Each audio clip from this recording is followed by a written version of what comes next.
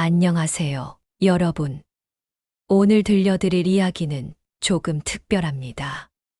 어쩌면 믿기 어려울 수도 있고, 어쩌면 가슴 한편이 저릿해질 수도 있는 이야기입니다.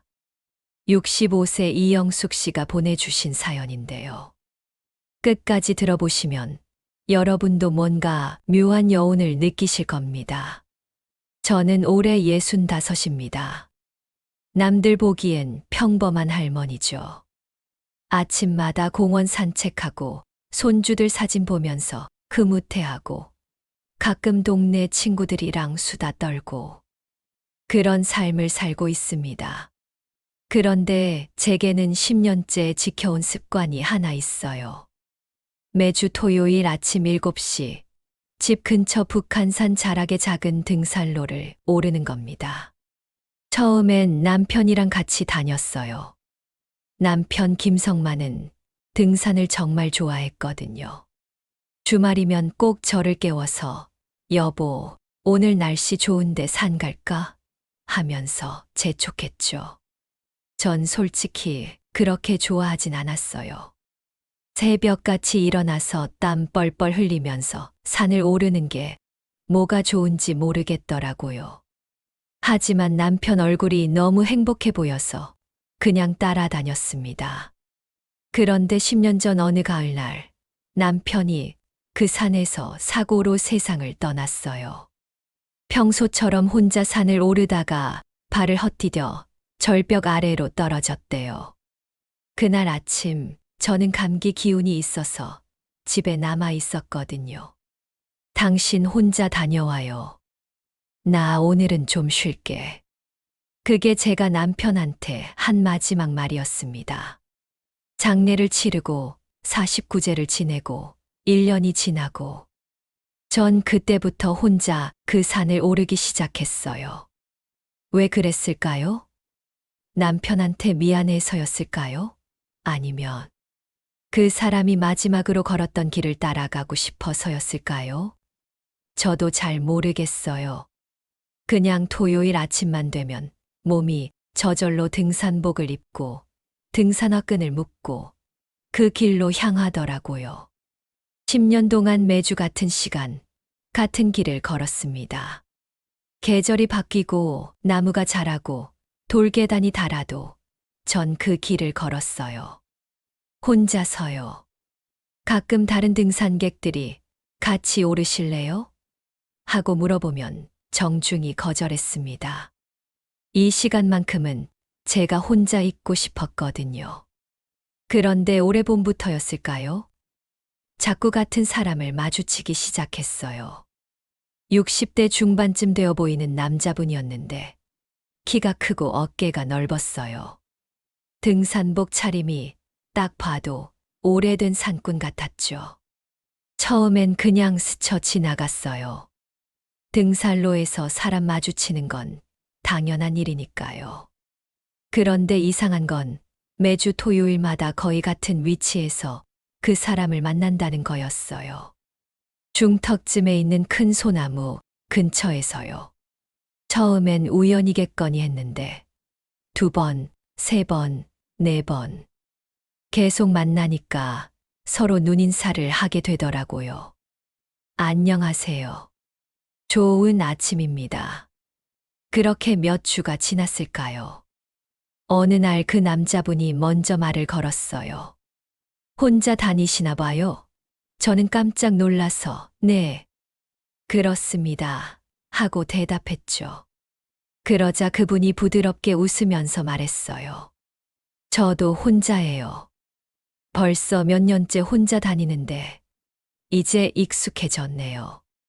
그날은 그렇게 짧은 대화만 나누고 헤어졌어요. 그런데 묘하게 마음이 편안하더라고요. 10년 동안 이 산을 오르면서 누구와도 제대로 대화를 나눈 적이 없었는데 그날따라 산이 덜 외롭게 느껴졌어요. 다음 주에도 우리는 같은 장소에서 만났습니다. 이번엔 그분이 날씨 좋네요 하고 말을 걸었고 저도 그러게요. 오늘따라 공기가 맑아요 하고 답했어요.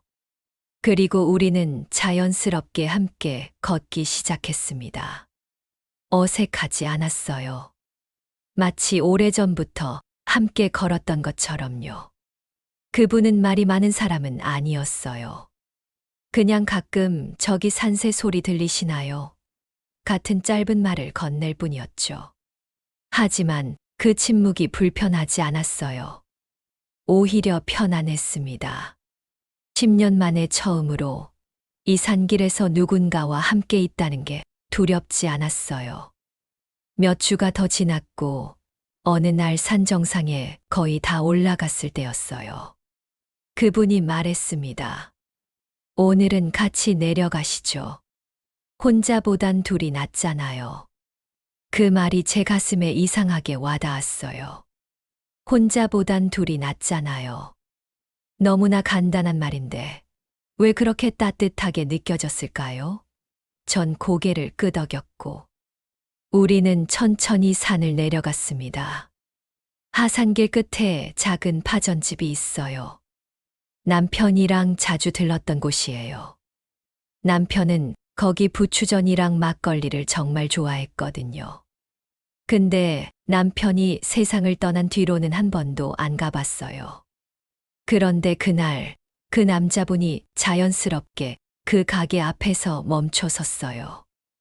여기 막걸리 한잔하고 가시죠. 제가 살게요. 저는 잠깐 망설였어요. 낯선 남자와 술을 마신다는 게 조심스러웠거든요. 하지만 이상하게 거절할 수가 없었어요. 그분 목소리가 너무 자연스러웠고 무엇보다 10년 만에 처음으로 누군가와 그 가게에 들어가고 싶다는 생각이 들었어요. 우리는 구석 자리에 앉았고 그분이 능숙하게 막걸리를 주문했어요. 부추전도 시키더니 여기 부추전 맛있어요. 자주 오거든요. 하고 말했죠. 저는 가만히 생각했어요. 남편도 똑같은 말을 했었는데 막걸리가 나오고 부추전이 나왔어요. 그분이 잔을 따르면서 말했습니다. 혼자 오셨죠? 저도요. 사실 한동안은 혼자가 익숙했는데 요즘은 모르겠네요. 누군가와 이렇게 앉아 있는 게 나쁘지 않더라고요. 저는 막걸리를 한 모금 마셨어요. 시큼하면서도 달콤한 맛이 목을 타고 내려갔어요. 얼굴이 달아올랐어요. 술 때문인지 아니면 이 낯선 상황 때문인지 모르겠더라고요. 저도 오랜만에 이렇게 앉아 있네요. 제가 중얼거리듯 말하자 그분이 부드럽게 웃었어요. 그리고 한참 동안 우리는 말없이 막걸리를 마셨습니다. 한 잔, 두 잔, 세 잔. 취기가 올라왔어요. 머리가 조금 어지럽고 마음이 이상하게 흔들렸어요. 그때 그분이 조심스럽게 물었습니다. 혹시 잠깐 쉬었다 가실래요? 여기서 조금만 걸어가면 조용한 곳이 있어요. 저는 그 말의 의미를 알았어요. 하지만 고개를 끄덕이고 있었어요. 왜 그랬을까요? 술 때문이었을까요? 아니면 10년 동안 혼자였던 외로움 때문이었을까요? 지금 생각해보면 저도 잘 모르겠어요. 우리는 파전집을 나와 골목길을 걸었어요. 허름한 여인숙 간판이 보였고 그분이 조용히 방을 잡았어요. 저는 멍하니 그 뒤를 따라갔습니다.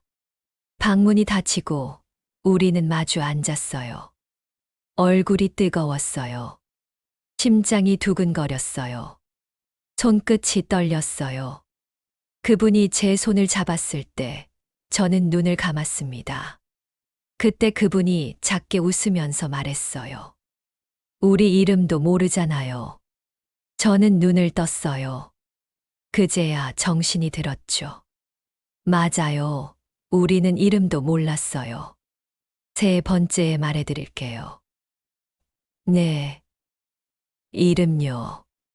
다음에 만나면 그때 알려드릴게요. 그게 더 설레지 않을까요? 저는 그 말에 왠지 마음이 편해졌어요. 급하게 무언가를 결정하지 않아도 된다는 안도감이랄까요. 우리는 그날 더 이상 아무 일도 일어나지 않았어요. 그냥 손을 잡고 앉아서 창밖을 바라봤고 해가 질 무렵 각자의 집으로 돌아갔습니다. 그날 밤, 전 잠을 이룰 수가 없었어요. 가슴이 두근거렸거든요. 마치 첫사랑을 한 소녀처럼요. 65 할머니가 무슨 첫사랑이냐고 웃으실지 모르지만 정말 그랬어요. 다음 주 토요일이 기다려졌어요. 그분이 약속한 3번째였으니까요. 드디어 이름을 알 수 있겠구나 싶었죠. 하지만 그 주 토요일 그분은 나타나지 않았어요. 평소 만나던 소나무 근처에서 한참을 기다렸지만 오지 않았어요. 혹시 늦게 오시나 싶어서 천천히 산을 올랐다가 다시 내려왔지만 끝내 만나지 못했습니다. 혹시 무슨 일이 생기셨나 걱정이 됐어요. 하지만 연락처도 모르고 이름도 모르는 사이였으니 어쩔 수가 없었죠. 그냥 집에 돌아와서 다음 주를 기다릴 수밖에요. 다음 주도 그 다음 주도 그분은 나타나지 않았어요. 저는 매주 같은 시간, 같은 장소에서 기다렸지만 소용없었어요. 3번째, 4번째, 5번째. 그분은 사라졌어요. 한 달이 지났을까요? 저는 포기하고 있었어요. 그냥 스쳐간 인연이었나 보다. 혼자 산을 오르던 원래 생활로 돌아가야지. 그렇게 생각하면서도 마음 한편이 텅 빈 것 같았어요. 그런데 어느 날이었어요. 5주 만에 그분이 나타났습니다. 오랜만이네요. 익숙한 목소리에 저는 심장이 쿵 내려앉았어요. 돌아보니 그분이 서 계셨어요. 예전과 똑같은 모습으로요. 어디 가셨어요? 걱정했잖아요. 제가 떨리는 목소리로 말하자 그분이 미안하다는 듯 웃었어요. 죄송해요. 갑자기 일이 생겨서요. 연락도 못 드리고. 우리는 다시 함께 산을 올랐어요. 그런데 뭔가 달랐어요. 그분이 예전보다 말이 적었고 표정도 어두워 보였어요. 제가 괜찮으세요? 하고 물어도 네, 괜찮습니다. 하고 짧게 답할 뿐이었죠. 그날은 파전집에 가지 않았어요. 대신 산 중턱에 있는 조용한 정자에 앉았어요. 바람이 선선하게 불어왔고 멀리 서울 시내가 보였습니다. 그분이 한참 동안 아무 말 없이 앉아 있다가 조심스럽게 입을 열었어요. 혹시 제 이름 궁금하셨어요? 네. 3번째에 알려주신다고 하셨잖아요. 오늘이 벌써, 다시 만난 걸 3번째로 치면 오늘이 맞나요? 저는 농담처럼 말했지만 사실 정말 궁금했어요. 그분이 천천히 고개를 끄덕였습니다. 제 이름은 김성만입니다. 그 순간 제 얼굴에서 핏기가 싹 빠졌어요. 귀를 의심했어요. 방금 뭐라고 하셨다고요? 뭐라고요? 김성만이요. 제 이름이요. 아니, 이럴 수가. 김성만. 그건 제 남편 이름이에요. 10년 전에 이 산에서 세상을 떠난 제 남편 이름이에요. 이 이름이 어떻게... 저는 말을 제대로 잊지 못했어요. 손이 부들부들 떨렸어요. 그분이 저를 조용히 바라봤어요. 그 눈빛이 너무나 슬퍼 보였습니다. 영숙 씨, 알아보셨나요? 영숙 씨, 제 이름을 어떻게 아세요? 저는 한 번도 제 이름을 말한 적이 없는데. 당신, 누구세요? 그분이 천천히 미소 지었어요. 그 미소가, 그 눈빛이, 그 목소리 톤이. 순간적으로 남편이 떠올랐어요. 아니, 이럴 리가 없어요. 남편은 10년 전에 돌아가셨어요. 저 갈게요. 저는 황급히 자리에서 일어났어요. 너무 무서웠어요. 이해할 수 없었어요. 그분이 제 팔을 잡았지만 전 뿌리치고 산을 내려갔습니다. 집에 돌아와서도 가슴이 진정되지 않았어요. 김성만. 어떻게 똑같은 이름일 수가 있죠? 그리고 제 이름을 어떻게 알았을까요? 혹시. 아니에요. 말이 안 돼요. 며칠 동안 잠을 제대로 못 잤어요. 계속 그분 얼굴이 떠올랐어요. 그리고 자꾸 남편 얼굴과 겹쳐 보였어요. 목소리도, 웃는 모습도, 걷는 모습도. 생각해보니 비슷한 부분이 많았어요.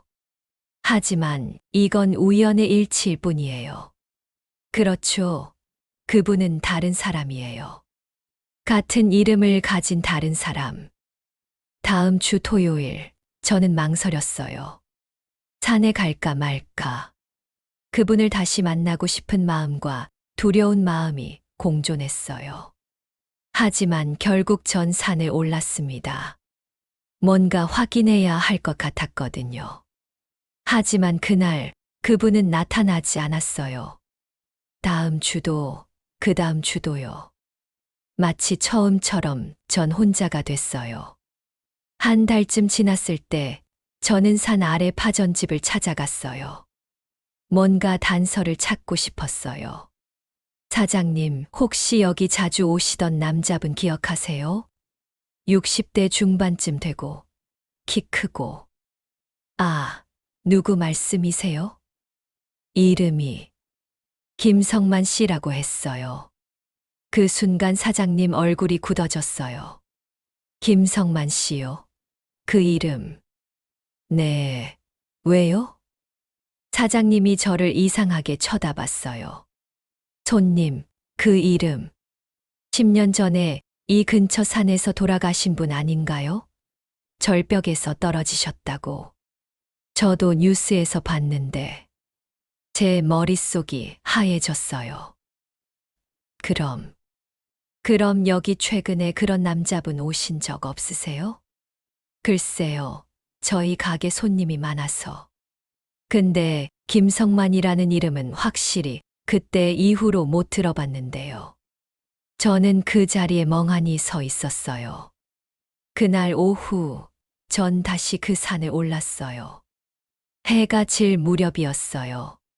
평소엔 절대 오르지 않는 시간대였지만 뭔가에 이끌리듯 발걸음을 옮겼습니다.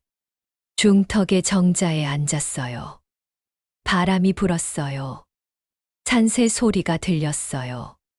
그리고 영숙 씨, 오늘도 혼자 오셨네요. 뒤에서 들리는 목소리에 전 눈물이 났어요. 돌아보지 않았어요. 돌아보면 아무도 없을 것 같았거든요. 당신, 정말 그 사람이에요? 대답은 없었어요. 하지만 어깨에 따뜻한 손길이 닿는 것 같았어요.